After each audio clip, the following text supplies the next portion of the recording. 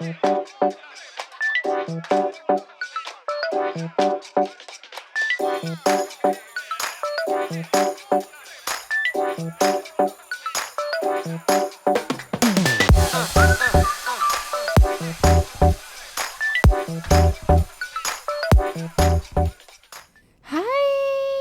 yuk kita lanjutkan proyek villa kita. Ngomong-ngomong pada kemana sih pegawai? Kalau makan siang selalu lama deh. Kayak aku dong, makan itu cukup di gelas aja, nggak usah keluar kantor biar cepet gitu loh. Ya udah deh, yuk kita lanjut aja. Jadi terakhir kita sudah sampai plafon, ini mau kita pasangin lampu.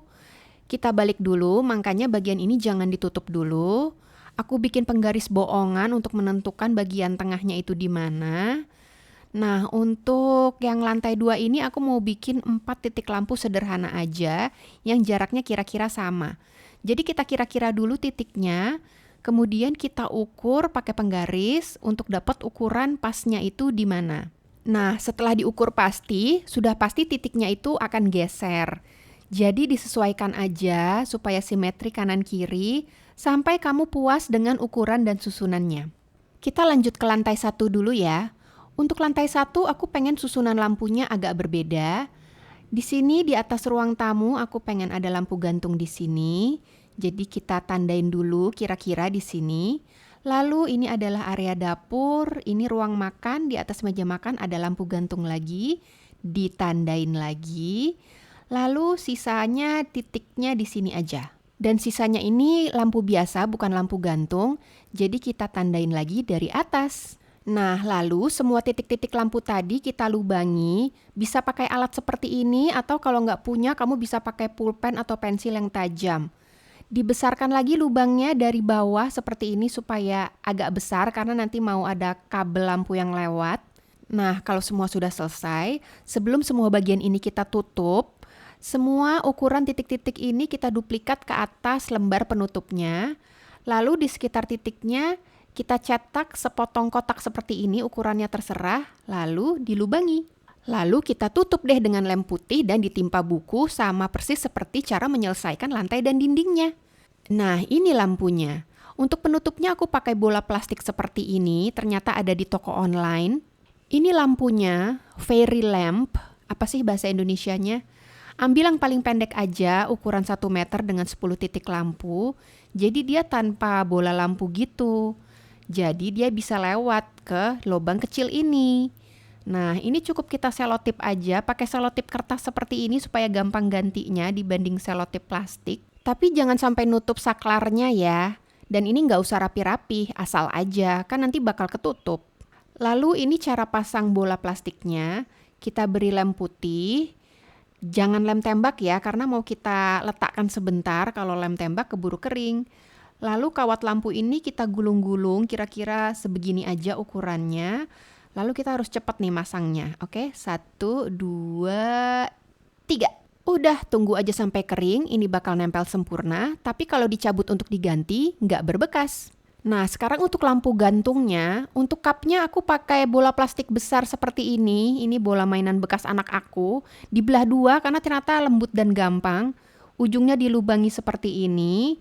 Ini salah satu idenya ya, kamu juga bisa pakai cup gelas mini seperti ini. Aku dapat gratisan dari toko kopi. Dan ujung gelas ini aku pakai juga untuk hiasan di bagian atas lampu gantungnya. Ya buat gaya aja gitu. Jadi kira-kira seperti ini. Ini cukup diselotip aja kawatnya, bahkan nggak usah dilem, jadi kamu gampang untuk mengganti-gantinya. Lalu sisa kawat lampunya kita gulung-gulung dan ditaruh aja gitu. Udah nggak usah diapa-apain, dia udah nyangkut. Kita lihat ya penampakannya kalau digantung. Nah, dinyalainnya nanti dari atas lampunya dinyalakan satu persatu. Ini bisa dipanjang pendekin sesuka hati, bahkan diganti kapnya dengan sangat mudah. Kita coba ya. Nah, jadi lampunya itu kita nyalakan manual satu persatu. Jadi kamu bisa atur ruangannya itu mau seterang apa. Dan ternyata ini lebih terang dari yang aku bayangkan. 2 lampu aja udah cukup terang untuk satu ruangan. Oke, lampu udah beres, kita lanjut mengerjakan kaca jendelanya. Untuk kacanya aku pakai mika bening yang paling tebal yaitu 0,5 mm. Kalau yang biasa dipakai untuk clipping tuh tipis gini, kurang tebal, nggak bagus. Anak sekarang masih bikin clipping nggak sih? Untuk bingkai jendelanya kita pakai selotip keramik 5 mm yang warna hitam, tapi kamu boleh pakai warna lain sesuai desain kamu. Kita sesuaikan dulu kaca jendelanya supaya ukurannya sesuai dengan yang kita butuhkan.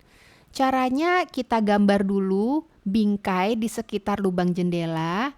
Bingkainya itu 6 mm bukan 5 mm ya supaya nggak mepet aja sih. Nah, kalau garis pensilnya sudah kelihatan, kita gambar di atas plastik lalu kita gunting deh. Tipis banget sih bakalan pensil di atas kaca, tapi kelihatan kok. Lalu kita tempel dengan lem putih, tapi pakai kuas yang kecil banget ya supaya rapih aja. Jangan pakai lem tembak ya, lagi-lagi karena kalian nggak akan mengejar kecepatan waktu keringnya lem tembak dan bakal berantakan. Nah, kita tempel, lalu di atasnya kita beri selotip keramik yang tadi. Jadi, bekas-bekas lemnya itu ketutupan. Nah, seperti ini. Ini kalau dicabut-cabut, kalau salah naruh juga gampang banget dan gak akan berbekas.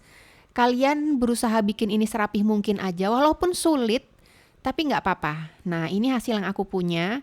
Bekas-bekas lem ini kalau kering nanti bakal transparan, jadi jangan khawatir kalau agak belepotan. Jadi konsepnya bingkai ini akan ada di bagian interior rumah. Dari luar kaca polos aja.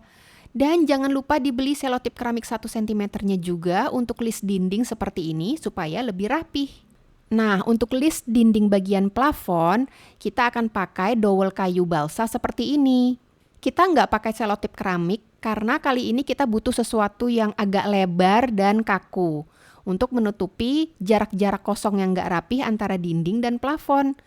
Dilemnya setengah aja ya, karena jangan sampai lemnya itu membuat plafonnya nempel ke dinding. Ingat, ini tuh harus bisa dilepas pasang.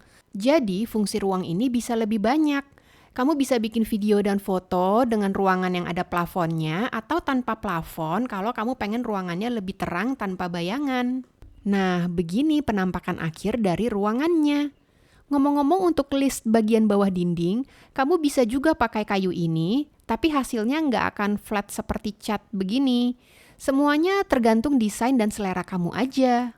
Yuk kita selesaikan semua bagian ruang. Dan kita punya sisa nih, sayang banget kalau dibuang. Gimana kalau kita bikin rak-rak dinding seperti ini?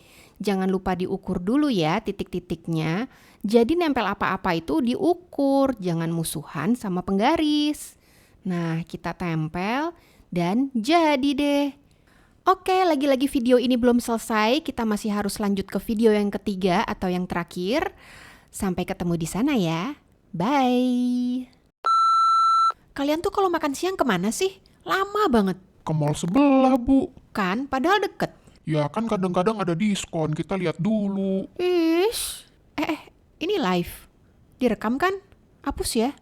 Hah? Live? Ngapain sih acara begini pakai live? Aduh, diedit aja, dihapus ya. Serius loh, serius.